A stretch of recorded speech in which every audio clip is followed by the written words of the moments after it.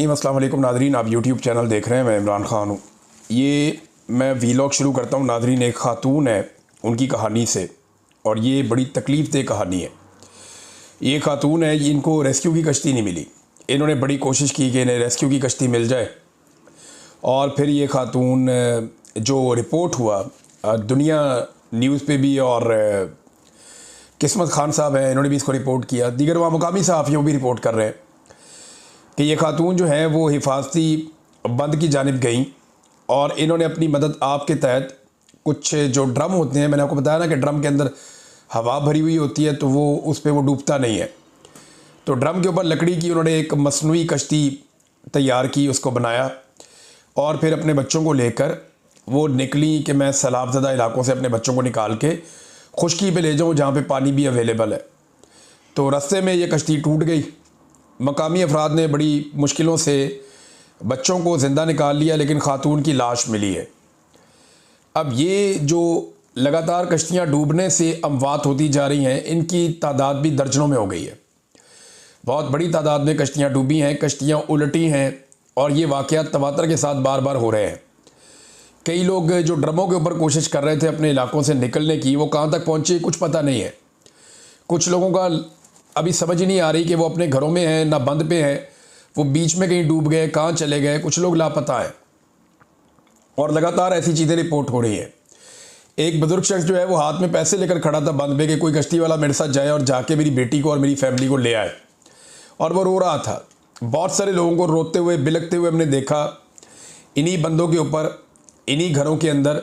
वो एक नौजवान अपनी छत पे चढ़ के वीडियो बना रहा था, नीचे उसने दिखाया उसके जानवर, वो कहता जी सूख गए मेरे जानवर, मरने वाले हैं, हमारी जान कोई बचा ले, हम भूखे हैं, हमारे जानवर भी भूखे हैं। लोग बार बार कह रहे हैं जनूबी पंजाब में कि हमें भूख लगी है, हमें खाना नहीं मिल रहा, हमारी बहुत बुरी हालत है। और ये टिकटॉकनियाँ जो है ये अपनी वीडियोस बनाते हैं, डब्बों के ऊपर अपनी फ़ोटोज़ लगाते हैं, ये बताते हैं जी हम खाना खिला रहे हैं। ये चंद लोग जो इन्हें बाहर बिठा कर दिखाए जाते हैं, एक सेट लगाया जाता है जैसे ड्रामा का सेट होता है, वहाँ पे इन्हें बुला के थोड़ी सी गहमा गहमी करके बाद में ये लोग क्लैपिंग करके एक दूसरे को शाबाश देते हैं। वो वज़ीर आज़म शाबाश दे रहा जी मेरी भतीजी बहुत अच्छा काम कर रही है सैलाब में, वो भतीजी कहती है जी मेरे चाचे से अच्छा कोई नहीं है। ये एक दूसरे की तारीफ़ें करते हैं, और फिर ये सारे मिलकर आर्मी चीफ़ की तारीफ़ें करते हैं, और ये इसी तरह अपना निज़ाम चला रहे हैं जूते पॉलिश कर करके। हालात ये हैं कि इन्होंने एक ब्रीफिंग दी हुकूमत को, और वहाँ पे ब्रीफिंग देने वाले अफसरान क्या बता रहे हैं एक कश्ती के बारे में। कश्ती सैलाब की वजह से नहीं डूबी, ये ज़्यादा वज़न की वजह से डूबी है। भाई सवाल ये पैदा होता है कि कश्ती सड़क पे जा रही थी जो सैलाब की वजह से नहीं डूबी, सैलाब का पानी है ना जिसमें डूबी है। अगर सैलाब ना आता तो लोग कश्ती में बैठते ही ना, लोग अपने घर में रहते। तो ये आपको मानना पड़ेगा कि सैलाब आया और उसके बाद लोग निकलना चाहते हैं, आपके पास वसाइल नहीं है, तैयारी नहीं है। अब लोगों ने तो निकलना है, वो तो भूखे नहीं मर सकते। वो आपकी कश्ती का इंतज़ार करें क्या 2 हफ्ते तक, 3 हफ्ते तक कि आप आएंगे उन्हें निकालने के लिए? उनके बच्चे भूखे हैं, वो बाहर निकलते हैं। बाद औक़ात कश्तियों में ज़्यादा लोग सवार हो जाते हैं तो हादसा भी हो जाता है। ये आपकी ज़िम्मेदारी थी कि आप 3 बातों का ख्याल रखते हैं। नंबर 1, आबादियाँ नहीं डूबनी चाहिए थी। जिन ताकतवर लोगों की ज़मीनों को और जागीरों को बचाया गया है ना, मोहम्मद वाला बंद नहीं तोड़ा गया, शेरशाह बंद नहीं तोड़ा गया, ये नहीं तोड़े जा रहे बंद। वजह क्या है कि कोई नाम भी ना ले कि बहुत ताकतवर लोग हैं जिनकी ज़मीनें महफूज रखनी है, और ये बातें पाकिस्तान में ज़ुबान ज़द आम है। ताकतवर लोगों की ज़मीनें बचाने के लिए गरीबों की बस्तियां डुबो दी, लाखों लोगों को पानी के अंदर महसूर कर दिया। अब उन्हें निकालने की कैपेसिटी नहीं है, और वहाँ से पानी का कोई आउटफ्लो भी नहीं है कि वो पानी जहाँ पे गया है कोई आगे ऐसा रास्ता हो जहाँ से पानी निकल के वापस दरिया में चला जाए, वो भी नहीं है।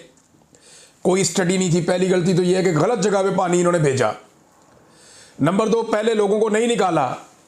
नंबर 3, बाद में इनकी कैपेसिटी नहीं है। ये बजाय इसके कि लोगों को रेस्क्यू करते, इन्होंने लोगों की मजबूरियों का मजाक उड़ाया। वहाँ बैठ के इन्होंने बंद के ऊपर तालियां बजाई हैं। ये इन्होंने काम किया। लोग दरख्तों के ऊपर चढ़े हुए हैं, वीडियोज़ आ रही हैं। लोग खंभों के ऊपर चढ़े हुए हैं, वीडियोज़ आ रही हैं। और पाकिस्तान के मीडिया को, न्यूज़ रूम को बाकायदा मना किया गया। मेरे बहुत सारे मीडिया में दोस्त हैं, सारी ज़िंदगी यही कारोबार किया है मैंने, यही काम किया है मैंने। इन्हीं चैनल्स के अंदर काम करके मैं तनख्वाह लेता रहा हूँ। इन्हीं के साथ मैंने अपनी ज़िंदगी की 2 दहाइयाँ गुजार दी हैं। 20 साल थोड़े नहीं होते। तो मुझे मेरे साथी फ़ोन करके बताते हैं कि यार इतनी सख्ती तो कभी भी नहीं थी खान साहब, क्या मतलब है? वो जी हम खबर नहीं दे सकते। कोई बंदा मर गया उसकी लाश नहीं दिखा सकते, बता नहीं सकते। कोई बच्चा पानी में डूब के मर गया हम बता नहीं सकते। जो हालात हैं वो हम सामने ला नहीं सकते। न्यूज़ रूम को सख्ती से मना किया गया। डरे हुए सारे कि एस्टेब्लिशमेंट नाराज़ हो जाएगी कि अगर हालात बुरे दिखाए, हालात बद से बदतरीन है वहाँ पे, लेकिन अगर आपने ये हालात बद दिखाए या बुरे दिखाए तो आपको निशान इबरत बनाया जाएगा, आप नौकरी से हाथ धो बैठेंगे, आपका चैनल बंद कर देंगे। इस तरह का खौफ फैलाया गया न्यूज़ चैनल्स में, और अभी तक उनको अलाउ नहीं है। लोग दरख्तों पर, खंभों पर चढ़े हुए हैं, खंभों के ऊपर तारों के साथ लोग ऊपर चढ़ के बैठे हुए हैं। बिजली तो है नहीं, वहां से चढ़ के लोग, और चढ़ने का मकसद क्या है? सिर्फ ये है कि ऊपर से हम दिखाई देंगे, हाथ हिलाएंगे, कश्ती वाला कोई जा रहा होगा उसको अपने इलाके की तरफ मोड़ेंगे, उसको पैसा वैसा देंगे, वहां से निकलेंगे, और तो कोई रीज़न समझ नहीं आता ना। तो ये इन्होंने हालात लोगों के पैदा कर दिए, लेकिन तालियां बजा रहे हैं। नाज़रीन, ये सैलाब की सूरत हाल हम आपके साथ डिस्कस करते रहेंगे। चीज़ें मैं आपको बताऊंगा। महंगाई बहुत बड़ी है सैलाब आने के बाद, और लगातार महंगाई में इजाफा हो रहा है, और इसके कम होने के इम्कानात भी नहीं है, क्योंकि IMF का एक वफद फिर आ रहा है पाकिस्तान टारगेट्स पूरे करने में नाकाम रहा है। सिर्फ पाकिस्तान ने एक ही टारगेट किया है कि पाकिस्तान की एस्टेब्लिशमेंट ने डोनाल्ड ट्रंप के जूते पॉलिश करके उसको राज़ी कर लिया है, और एक बड़ी सतही किस्म की बहुत ही कमज़ोर सी अमरीकी कंपनी के साथ मादनियात का मुआहदा भी कर लिया है, ताकि अमेरिकन खुश रहे, राज़ी रहे, और हमें कोई IMF का या दुनिया का ऐसा दबाव ना आए जिससे हम ना निकल सकें। लिहाजा इन्होंने सिर्फ इतना ही काम किया है। तो अब टारगेट पूरे करने के लिए पाकिस्तान में महंगाई मज़ीद बढ़ेगी। ये महंगाई का तूफान थमने वाला नहीं है, इसमें इजाफा हो रहा है, जो आने वाले वक्त में मज़ीद बढ़ सकता है। IMF का भी मज़ीद दबाव आने वाला है कि पैसा इकट्ठा करो, और पाकिस्तान की जो सरकार की तवज्जो है वो कहीं और है। सलाहियत उनके अंदर है नहीं, सलाहियत का फुकदान है, ना वो आवाम को बचा सके, ना वो महंगाई को रोक सकते हैं। अब इमरान खान साहब के हवाले से एक इंपॉर्टेंट खबर है, मैं ये आप तक पहुंचा देता हूं। ये खबर ये है कि तोशाखाना 2 का केस चलाया जा रहा है अदालत में। अब पाकिस्तान तहरीक इंसाफ चाहती है कि पहले अलकादर में इमरान खान साहब की ज़मानत हो जाए, वो बाहर आ जाए, फिर चलाते रहे तोशाखाना 2 का केस।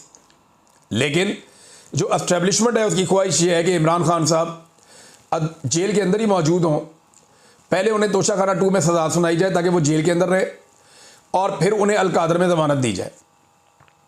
इनका तरीका वारदात ये है। 8 महीने से इमरान खान ने और उनकी अहलिया ने तोशाखाना 2 में बरियत की दरख्वास्त दी हुई है, जिसको नहीं सुना जा रहा। ये ज़रा देखिए आप पंजूथा साहब ने बताया इमरान खान साहब ने दोबारा उसमें एक दरख्वास्त दायर कर दी है कि ये समात रोकी जाए।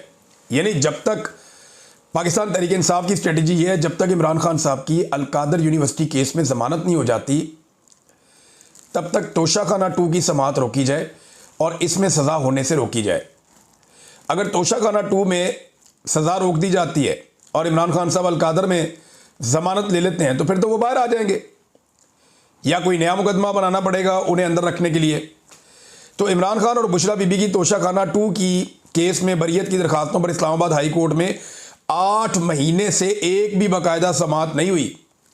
नवाज शरीफ के लिए ये सिस्टम एयरपोर्ट पहुंच जाती है अदालत कि मियाँ साहब ने अंगूठा लगाना है, और इमरान खान की 8 महीने से एक भी समात नहीं हुई तोशाखाना 2 के केस में। ये हालात हैं। और ये जज कौन है? ये वही जज हैं जिनको 26वीं आईनी तरमीम के बाद लाया गया, जस्टिस इनाम अमीन मिनहास।